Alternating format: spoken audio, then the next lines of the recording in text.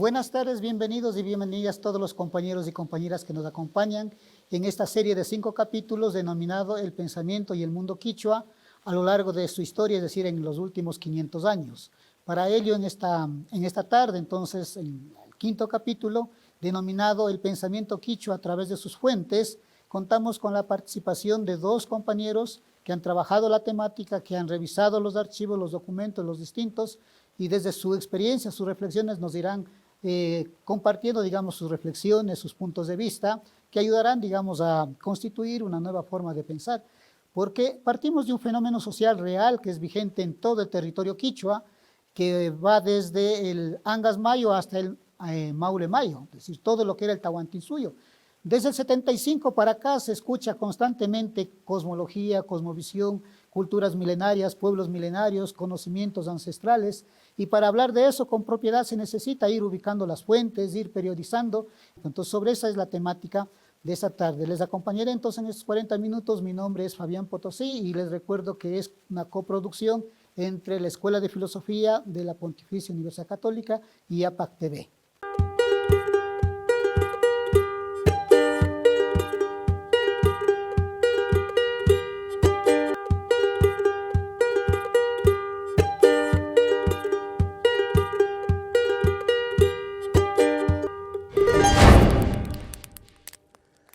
Bien, entonces vamos a empezar con la primera parte que dura aproximadamente unos 20 minutos y para ello pues no se olviden el tema de esta tarde es las fuentes históricas para la constitución del pensamiento quichua. Si es que se puede hablar, digamos, de una serie de fuentes, clasificar periódicamente y para ello tenemos entonces en esta sesión, digamos, a 2 compañeros.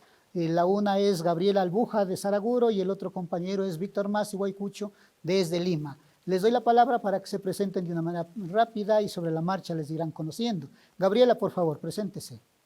Arichishima Shikuna, Ñukaqa María Gabriela Albuja Mikani, Saraguromanta Shamukuni. He estudiado Historia de la Educación, Lingüística Andina, Educación Bilingüe, soy también pedagoga y me gusta leer la realidad, me gusta encontrar vestigios históricos, encontrar la cosmovisión andina en las costumbres, en las fiestas, en la realidad actual y también, por supuesto, en los libros. Me he leído las crónicas, muchas de ellas, y con lupa, intentando entender y separar el pensamiento de los cronistas del verdadero pensamiento andino. Esa es mi pasión y me encanta estudiar y me encanta entender y vivir el mundo andino. Yupechan. Gracias, Gaby. Víctor, por favor. Buenas tardes. Soy docente de la Universidad Nacional de Educación Enrique Guzmán y Valle, La Cantuta, profesor principal. Laboro en esta universidad desde el año 1991. ¿No?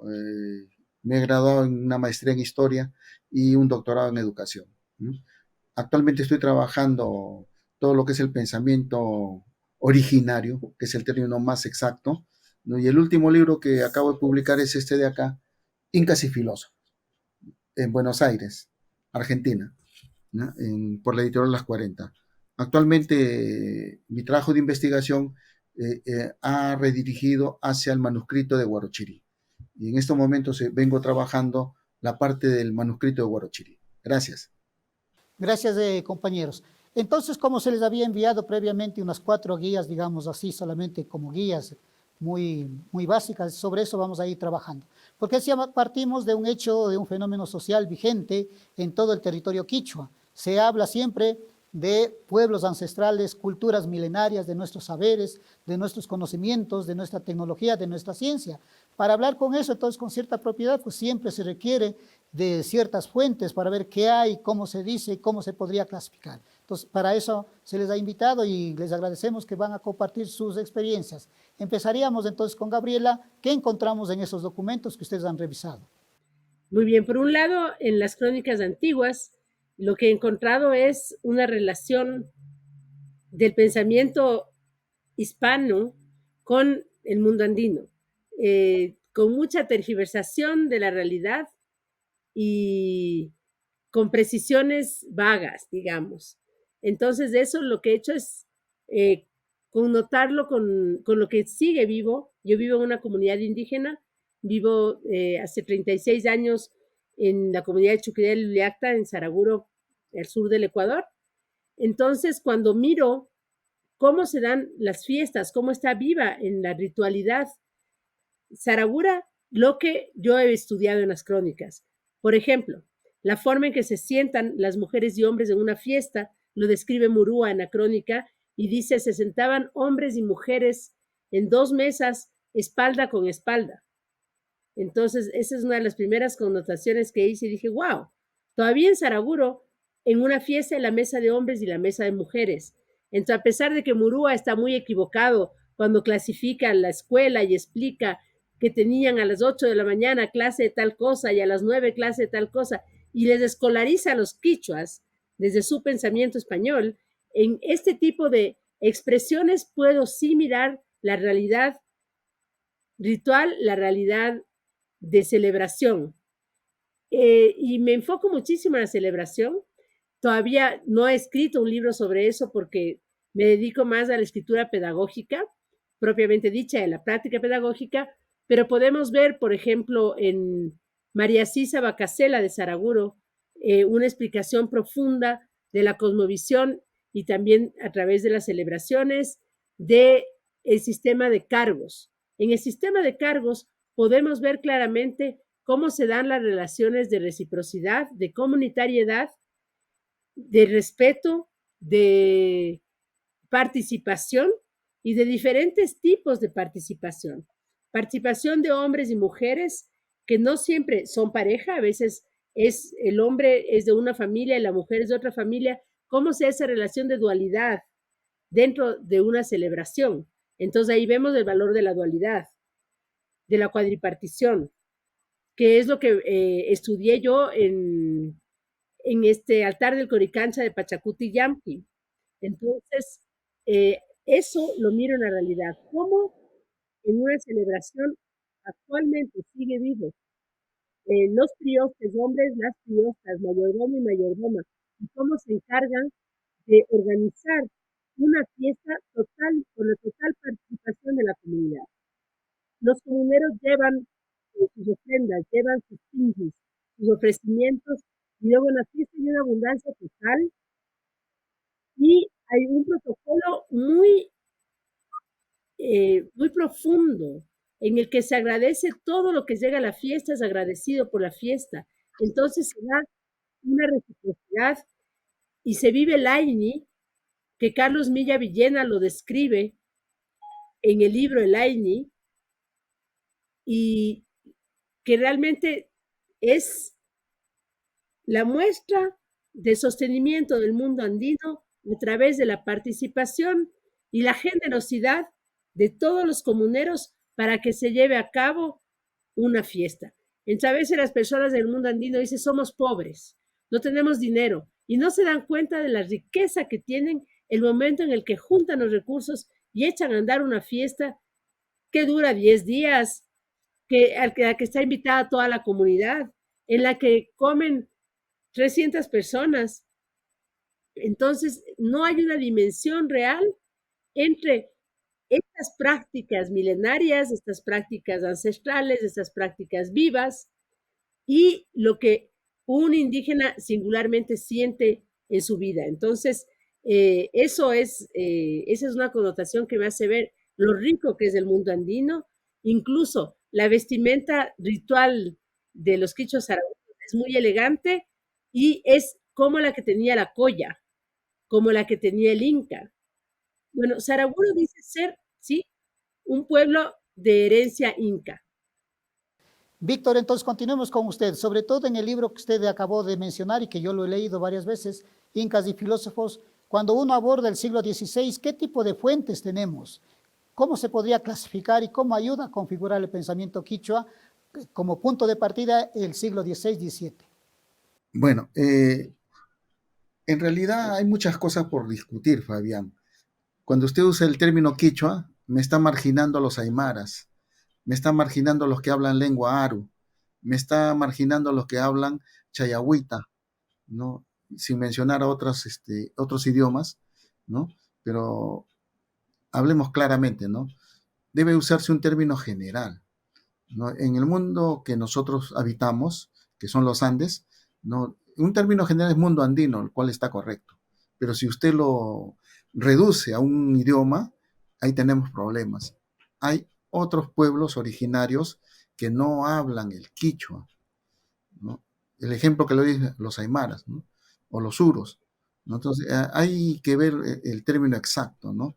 Algunos me critican por esto, porque usar el término el mundo originario quiere decir aquellos que estuvieron antes de los españoles y de la invasión colonial española. Por ahí empecemos. Lo otro, hay que aplicar filtros a las crónicas, porque el español que ha venido acá, ¿no? Ha venido con una ideología escolástica tardía que le impone a nuestro mundo conceptos, prácticas, criterios que no son los propios, ¿no? Entonces, me pregunta sobre el siglo XVI. Fíjate, cuando llegaron los españoles, lo primero que vieron es que todo lo que pasaba, ocurría, se asentaba en quipus. Y el término, muchos pensadores eurocéntricos dicen, acá no hubo escritura, eran ignorantes, no sabían nada, no eran brutos. Y eso no es cierto, porque la primera vez que llegaron los españoles a estas tierras, a los Andes, se encontraron que todo lo que ellos sacaban, leña, camélido, etcétera, se anotaba en un quipu. Entonces, las primeras crónicas que escribe Pedro César de León o Juan de Betanzos tienen menos interferentes ideológicos. Está diciendo las cosas como son. Y ellos dos dicen, ¿no? Acá los que residen, ¿no?, en estas tierras tienen un sistema para registrar todo, hasta lo que decimos. Es decir, claro, no teníamos escritura. ¿Por qué no? Si nosotros no somos europeos. Teníamos sistemas comunicativos mucho más originales y el quipu comunica en 3 dimensiones, hasta en 4. Y el tocapo, que son sistemas de símbolos con significado. Entonces, fíjate, las primeras crónicas que tenemos son crónicas que aciertan en describir más o menos cómo era nuestro mundo, lo que supervive ahora, ¿no? Entonces, posteriormente, en 1584, con el Concilio Limense, acá en Lima, se inventa un chinchaizimi, lo que llamamos quechua ahora, y que hablan muchos, que creen que es el original, ¿no? El original no es ese quechua que hablan hoy día, es otro. Ese quechua fue cambiado en el Concilio Limense, ¿para qué? Para catequizar, ¿no? Para imponer una ideología externa a nuestras propias huacas. Entonces, por ejemplo, las crónicas, las primeras crónicas, describen correctamente lo que es nuestro mundo. Posteriormente, después de 1584, van alterando, adulterando la historia. Eso pasa acá, donde yo vivo, resido en Lima, cerca de Huarochirí, a un gran centro poblado antiguo que es Mama. Y el manuscrito de Huarochirí se hizo donde yo estoy acá, ¿no? En Mamamanta, ¿no? El lugar de Mama, que es una de las deidades más importantes en el mundo antiguo acá en Lima, ¿no? Entonces, por ejemplo, cuando uno habla de las crónicas, los cronistas después de 1584 varían la historia, en los manuscritos se mezclan conceptos nuestros originarios con conceptos cristianos europeos. Entonces tienes que filtrar, tienes que usar un cernidor muy fino hasta en el idioma. Porque Mozart, en 1560 se publicó el primer lexicón, ¿no?, de quechua, de los quichuas, que en Andahuaylas hay un pueblo caluroso que se llama los quichuas, de ahí viene eso, ¿no? Pero en realidad el idioma originario se llama chinchaizimi, el habla de los que habitan en el norte, en la región Chincha, y eso surgió en las cordilleras de Lima, ¿no? Y de ahí se expandió. Entonces, por ejemplo, cuando tú ves el filtro religioso, vas a encontrar dos conceptos así unidos y que nosotros a veces lo vemos en el idioma. Por eso ese idioma le llamamos quechuañol, que muchos creen que lo que están hablando ahora es el idioma originario. No, es una invención del Concilio Limense de 1584, que se usa, ¿no? Y que acá ha desaparecido por la extirpación de idolatrías, pero las crónicas, por ejemplo, del siglo XVI, te hacen ver dos realidades distintas. No hay tal superioridad española al momento de arribar a nuestro pueblo. No hay conocimientos superiores al que teníamos acá, en medicina, en agricultura, en regulación de las costumbres, en fin, hasta en la astronomía. Podíamos predecir el fenómeno del niño. Los españoles cuando llegaron acá decían que eran culturalmente superiores y las crónicas dicen todo lo contrario. Hay un cronista jesuita, José de Acosta, que dice, en todo lo que ellos se aplican nos hacen grandes ventajas. ¿Y por qué lo decía? Porque él era consciente que muchos conocimientos originarios eran superiores a los europeos. Pero acá nos han dado la idea que no, cuando llegaron los españoles trajeron la cultura, trajeron todo y nosotros éramos bárbaros y salvajes. Y eso no era cierto, ¿no? Al contrario, en la medicina teníamos, en las crónicas está, ¿no? Antes de 1584, que teníamos superioridad de conocimientos solamente en la herbolaria, ¿no? Para dar una idea. Ahí lo dejo, Fabián. Gracias, Víctor, gracias, Gabriela. Entonces, lo que acaban de decir, miren que tenemos, digamos, obras crónicas llamadas crónicas, otras que podríamos decir gramáticas, lingüísticas o la cuestión de los lexicógrafos. Pero, sin embargo, los entendidos dicen, hay una gran abundancia que se produce sobre material escrito en el siglo XVI y XVII. ¿Cómo podríamos clasificarlas, digamos, en ese intento? O sea, todas estas obras escritas, pero ¿cómo clasificamos? ¿Cómo denominaríamos? Como para decir, los que les gusta la medicina vayan por acá, los que les gusta el arte por acá, los que les gusta la religión por acá. ¿Cómo podríamos clasificarlas? Esa es, digamos, la intención de, de esta primera fase, ¿no? Nos quedan 2 minutos que respondan así de una manera muy rápida. Gabriela, tome la palabra. Muchas gracias, Fabián. Sí, en ese periodo de tiempo tenemos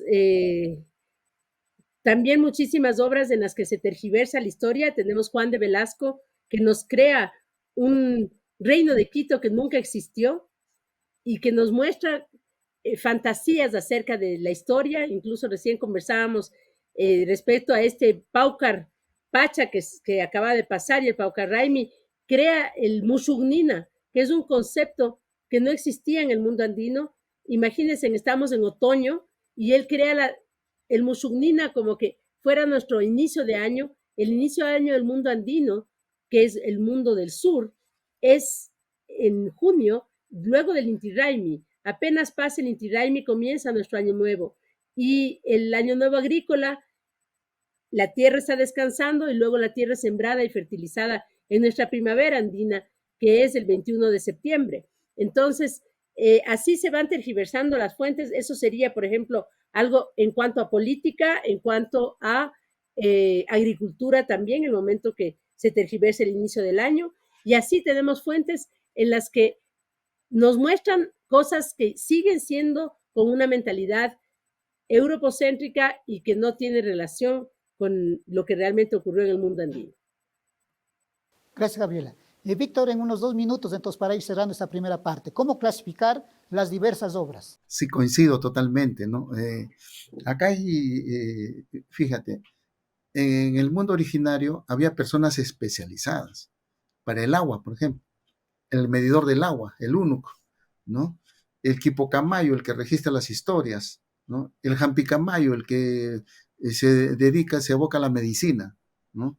O sea, había una serie de oficios que los españoles al llegar menospreciaron y propusieron o impusieron propiamente sus conceptos administrativos, filosóficos y políticos. Entonces, muchas cosas son invenciones y las invenciones tienen que ver mucho con el afán de cambiarte la cultura. Dice Milan Kundera que basta que a un pueblo se le haga olvidar su historia y se le narre otra historia para que cambie. Y con el dominio colonial, porque yo estoy usando un enfoque de colonial, ¿no? Y en el enfoque de colonial, acerca de esto, Milan Kundera tenía razón. Es decir, la historia nos las han tergiversado para darnos otra historia.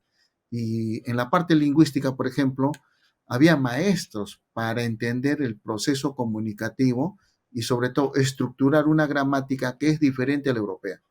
Los europeos creían que algunos morfemas eran adorno, y no. Fíjate, hay un solo concepto, una sola partícula que es mi, mi, que te dice el conocimiento directo evidencial. Y hay otra partícula que es si, si, que te dice un conocimiento indirecto. Entonces los españoles creían pues que cuando decían checanmi, yo sé. Entonces, creían que eso era un adorno, ¿no? No, no es un adorno, son evidenciales. Y la construcción lingüística antes de los españoles usaban evidenciales. Hay un puma detrás del cerro. ¿Cómo lo sabes? Yo lo vi. Entonces es diferente, alguien me dijo. Entonces hay conceptos de verdad que los españoles empezaron a tergiversar. y nos han contado la historia de que, bueno, esos son relatos que no tienen mucha verdad, ¿no? Pero sí, hay relatos que son tan ciertos. Por ejemplo, uno de ellos en el manuscrito de Huarochirí dice, cuando salió, estaba combatiendo a las huacas, salió y una luz intensa lo arrasó, ¿no? Pero, ¿qué ocurre? El 2008 hubo un terremoto en Ica y justamente el choque de placas generó en la noche un haz de luz blanca. Entonces, eso no es una historia mítica, entonces, eso existe en la realidad, ¿no? Entonces, muchas cosas que se cuentan nuestras, sí, están basadas en la realidad, solo que la intervención lingüística fue a propósito para cambiar conceptos básicos. Por ejemplo, Huaca igual Dios. No, Huaca no es igual a Dios, tiene otro tipo de concepto. Pero sin embargo, siempre nos han dicho, no, la similitud es la misma, ¿no? O el concepto de pecado, ucha. Entonces, uno cree que eso es igual. Y cuando se da cuenta en las gramáticas de antes de 1584, no, las gramáticas dicen otra cosa, no dicen eso. Entonces uno se va dando cuenta que te están contando una historia falsa. ¿Cuál es nuestra tarea? Reconstruir esa verdadera historia. Hacer que esa historia nos identifique. En todos los Andes nosotros tenemos por lo menos cercanías en costumbres, en muchas cosas. Y eso es lo que estamos tratando de reconstruir, ¿no? O sea, hacer que la historia sea la verdadera historia, leyendo bien las crónicas, interpretando correctamente las crónicas. Esa es la finalidad, Fabián. Gracias, Víctor. Entonces, volvemos luego de una pausa.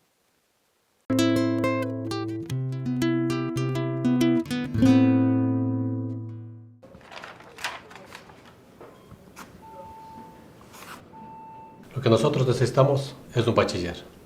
Te agradezco por haber venido. Lo lamento mucho. Que tenga buen día. Discúlpeme, pero no puedo recibirle en esta empresa porque usted ni siquiera es bachiller, solamente tiene segundo curso. Tienes el ejercicio 19. Sí. Llank'aykuna kikinman mana samukpika kikinpa yuyayta kallari. Yachakuytarapas yachakuy.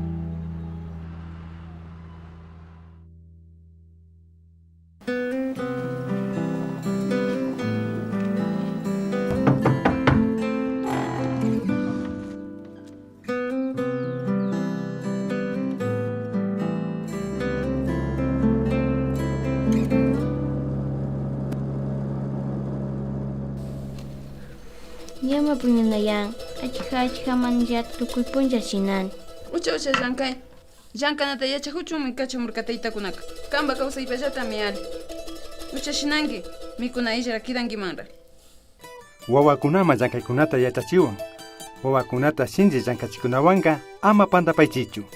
Wawakunaka pukllaykunamantallami sayajuna.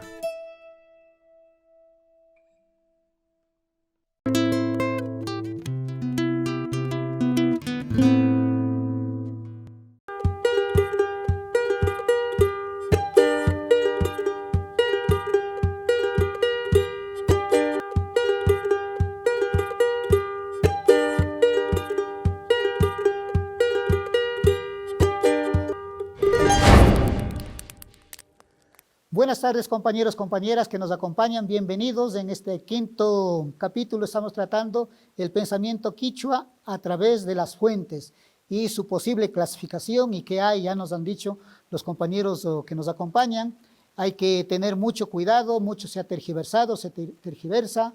Víctor nos ha dicho, pero hay que hacer una reinterpretación a la luz de los distintos documentos.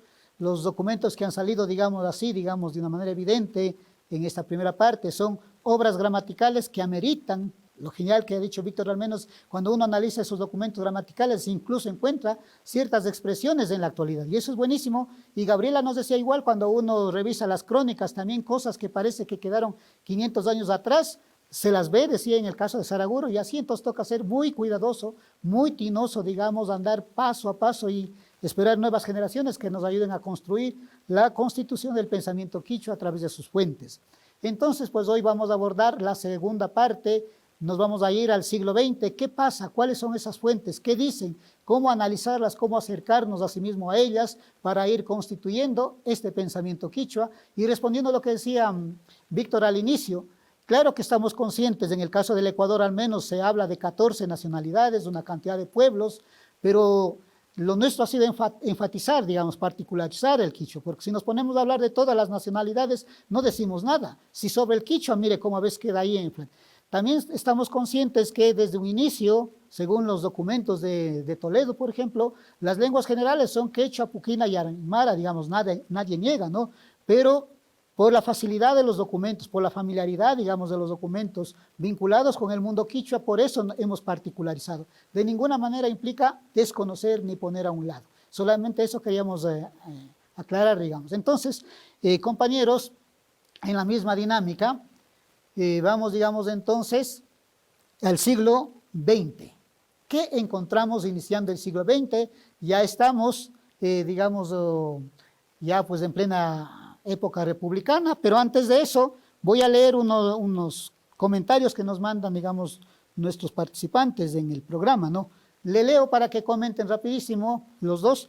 Dice, mi idioma que hablan los queros podríamos decir que mantiene, resguarda el chinchaisimi al no haber hecho contacto mayor con las ciudades que se mantienen en cuanto a la verdadera cosmovisión. No sé si podrían comentar en 1 minuto y medio cada uno. Las lenguas que no tuvieron contacto con otras, de hecho, son las que más guardan esta raíz ancestral de donde provienen. Entonces, un pueblo originario con poco contacto es el cual su lengua va a tener mucho más expresiones y formas de comunicarse con la realidad que vivieron los ancestros. Víctor. Gracias, Gaby. Efectivamente, totalmente de acuerdo. Quero queda en las alturas de Cusco y son ellos los que han resguardado la riqueza lingüística anterior, porque no han tenido mucho contacto, ¿no? Inclusive durante la época colonial no tuvieron contacto y todo el sistema de vida, costumbres, normas, etcétera, se han mantenido intactos. Solo que ahora Quero no tiene una presencia evangélica y eso ha distorsionado justamente esos patrones. El problema es que cuando una religión entra a un pueblo, distorsiona todo. Y el Queros que yo conocí hace 30 años no es el Quero de hoy día. Y lo que sí hay razón es en preservar mucho de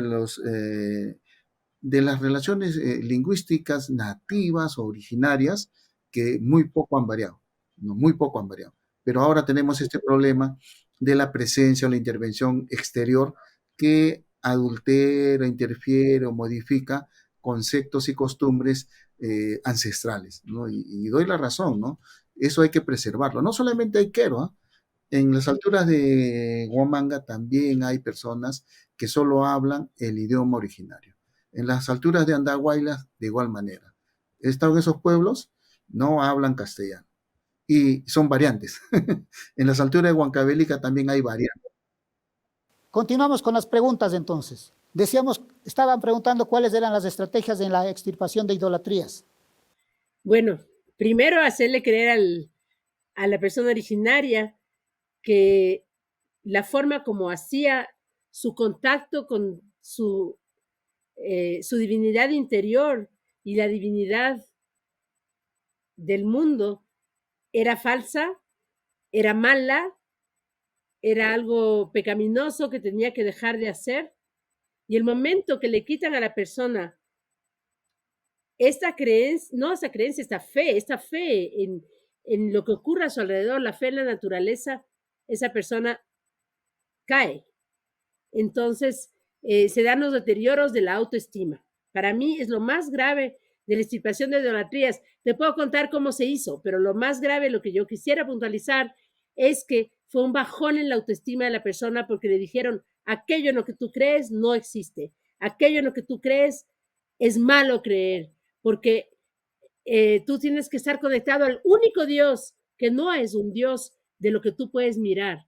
Entonces, es como darle a la persona una bofetada y botarle al suelo y enterrarle bajo tierra y pretender que luego sea, ¿no? Entonces, ya nos dijo Víctor, toda la sabiduría que hubo en el mundo andino, la primera fuente, la primera manera de botarla fue a través de un cambio radical de religión y extirpar, imagino que significa extirpar, o sea, cortar de raíz, cortar los órganos espirituales y botarlos, ¿no?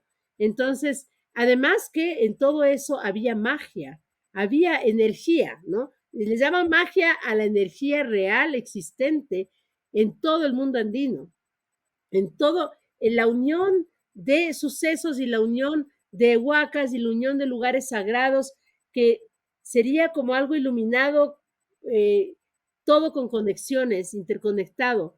Entonces, el momento en que extirpan las idolatrías, le dejan a oscuras al mundo andino, le quitan toda esa energía que le ayudaba a ir adelante, que le ayudaba a ser sabio.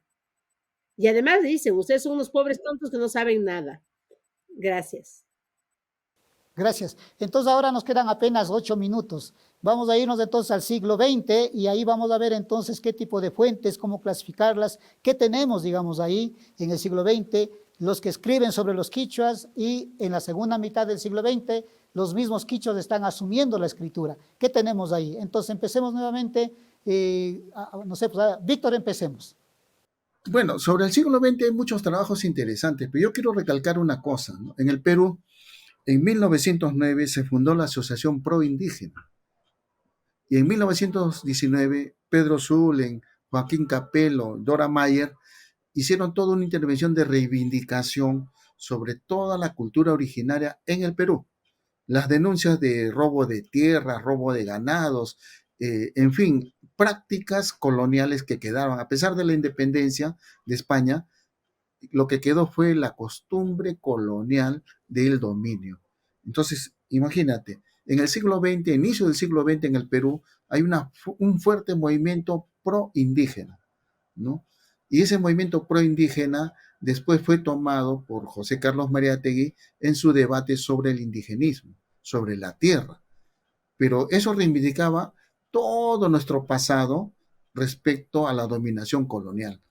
Entonces, en el siglo XX comienza con la discusión del indigenismo, y un buen trabajo de Wilfredo Caxoli, que acaba de publicar sobre los documentos de la Asociación Proindígena, te dice mucho de lo que nosotros teníamos y tenemos, ¿no? 1909. Y 1926-27, debate sobre el indigenismo con Luis E. Valcárcel, José Carlos Mariátegui, Luis Alberto Sánchez.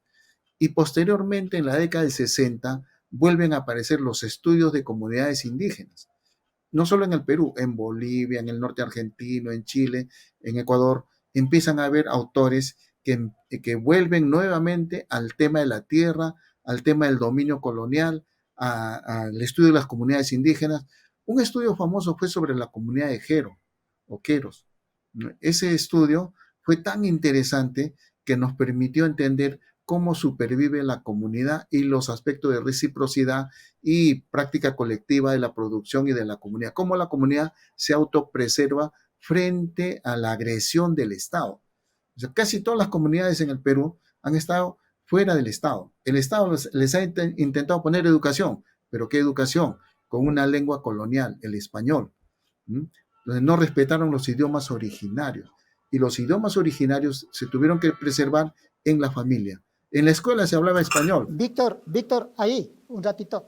Eso de las lenguas y el fortalecimiento dejemos para la segunda mitad del siglo XX, en los últimos 2 minutos. Gabriela, ¿qué tenemos en el Ecuador, inicios del siglo XX? La primera mitad. En la primera mitad del siglo XX o en mediados del siglo XX ocurre un fenómeno que es que las universidades del mundo comienzan a poner sus ojos en América.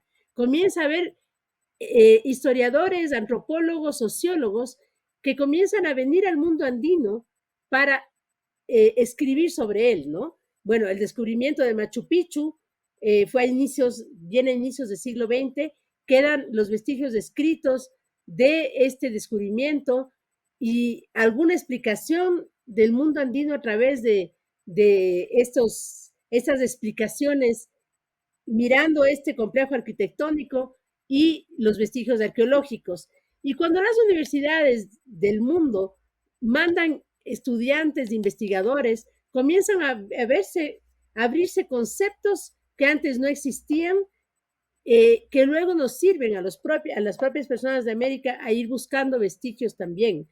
Entonces, bueno, eso ya sería la segunda mitad del siglo XX, en que personas de Sudamérica, personas del mundo andino, comienzan ya a escribir. Pero sí hay esta parte como este empuje de personas de otros países que hacen el estudio, que hacen estudios del mundo andino.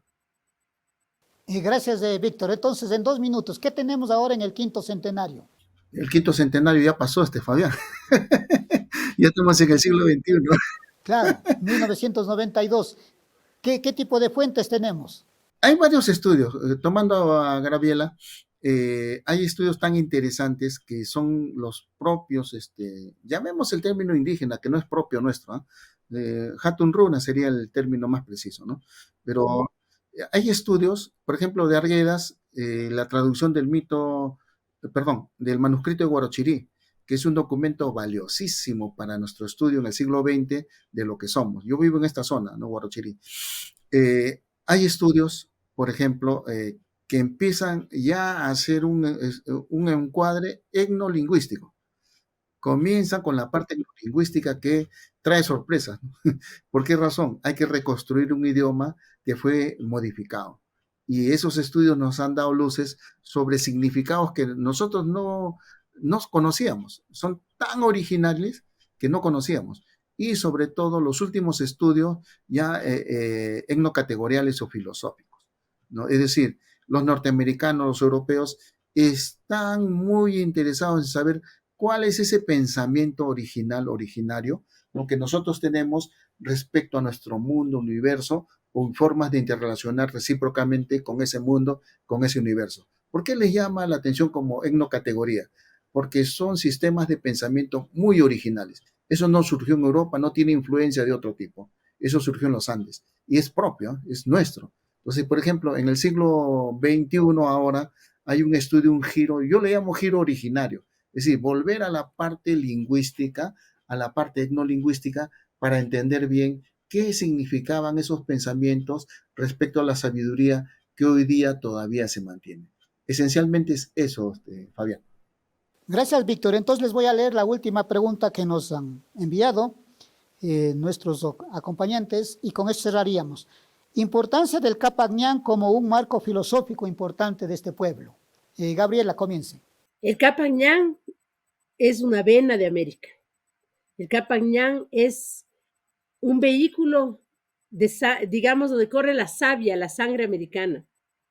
Es el espacio que permitió el contacto de pueblos y que es impresionante. He caminado un segmento del Capac-Ñan aquí en Ecuador y sentí realmente cómo en ese lugar que vas caminando está vinculado todo el mundo andino. O sea, es una obra excepcional, increíble para el momento histórico en el que estamos hablando y que realmente unió a los pueblos y permitió que los pueblos entren en contacto y comercien y compartan y se conozcan y se mueven, se movilicen. Entonces el Capac-Ñan está en las montañas, ha sido irrespetado por todos los países, le han cortado por todos los lugares, pero ahí está viva la energía andina. Bien, entonces lo mismo retome, Víctor. Fabián, hay una corriente dentro de lo que llamamos indianismo que cree que el sistema de caminos que se construyó en el Tahuantinsuyo es una fuente filosófica y me parece que eso no es correcto, ¿no? Hay un pensador aquí en el Perú que habla del Capayán como una filosofía. El Capayán no es una filosofía, es un sistema comunicativo, ¿no? Así como el idioma, como las formas de conocimiento, el Capayán es un gran conocimiento que no aporta solo el Tahuantinsuyo, sino mucho antes del Tahuantinsuyo, eso ya estaba ahí, ¿no? Entonces, por ejemplo, la forma más original de ver esa reciprocidad comunicativa es el yachay. Cuando había presencia de un lugar a otro de otras naciones, la riqueza importante no era el oro ni la plata, sino los conocimientos, medicina, toda la parte etnobotánica, productos, es decir, el verdadero conocimiento que vincula en todos los Andes es justamente el conocimiento, el yachay, ¿no? Y, por ejemplo, aquí en Sudamérica, todos los caminos van hacia la costa. En el mundo andino los caminos no necesariamente iban a la costa, sino que iban por toda la cordillera, que era lo más importante. ¿Por qué se tiene esta idea de que de los Andes se debe ir a la costa? Eso es por la presencia de Estados Unidos e Inglaterra para sacar los metales de la cordillera. Entonces tenían que hacer ferrocarriles, carreteras encima del Capac Ñan. ¿Mm? O sea, prácticamente las carreteras en el Perú están hechas encima del Capac Ñan. En algunos lugares el Capac Ñan está arriba y la carretera está abajo, pero esencialmente la mayor parte del Capac Ñan era por la cordillera, no era por la costa, no, era por la cordillera. Y es tan extenso que todavía hay pedazos que se ven, hay pedazos, pero no se usan, ¿no? El sistema moderno es usar otro sistema comunicativo muy distinto al Capac Ñan. Y el Capac Ñan esencialmente es el tejido que hay desde el pasado hacia la presencia hispana. Los españoles cambiaron todo el sistema del Capac Ñan.